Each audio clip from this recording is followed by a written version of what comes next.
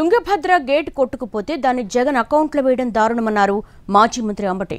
తుంగభద్ర నిర్వహణకు ఓ బోర్డు ఉందని, ఆ బోర్డు అన్ని చూసుకుంటుందన్నారు. ప్రతి ప్రమాదాన్ని జగన్ అకౌంట్లో వేసి తప్పించుకోవడానికి చంద్రబాబు ప్రయత్నిస్తున్నారని అంబటి ఆరోపించారు. ప్రాజెక్ట్ అనేది ఉమ్మడి ప్రాజెక్ట్. అది కర్ణాటక, ఆంధ్రప్రదేశ్, కొద్దిగా తెలంగాణ, ఈ 3 రాష్ట్రాలకి సంబంధించినటువంటి ఉమ్మడి ప్రాజెక్ట్.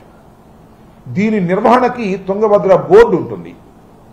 కర్ణాటక, మనము, దానితో పాటు సిడబ్ల్యూసి సెంట్రల్ వాటర్ కమిషన్ వారు కూడా 3 రాష్ట్రాలకి సంబంధించినటువంటి ప్రాజెక్ట్ కాబట్టి నిర్వహణలో వారు బాధ్యత తీసుకుంటారు.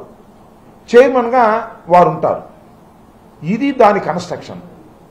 దానికి సంబంధించి దానిలో ఒక గేటు కొట్టుకుపోతే అది జగన్మోహన్ రెడ్డి గారి సైడ్ ఎఫెక్ట్ అని, జగన్మోహన్ రెడ్డి గారి వల్లే కొట్టుకుపోయిందని ఇలాంటి దుష్ప్రచారం చేసేటటువంటి కార్యక్రమం చేయటం చాలా దురదృష్టకరమని ఈ సందర్భంగా నేను చెప్పదలుచుకున్నాను. ఏది జరిగినా అది జగన్మోహన్ రెడ్డి గారి అకౌంట్లో వేసేసి తప్పుకోవాలని చంద్రబాబు నాయుడు గారు, తెలుగుదేశం ప్రభుత్వం, ఎల్లో మీడియా ప్రయత్నం చేయటం అనేది దుర్మార్గమైనటువంటి అంశం.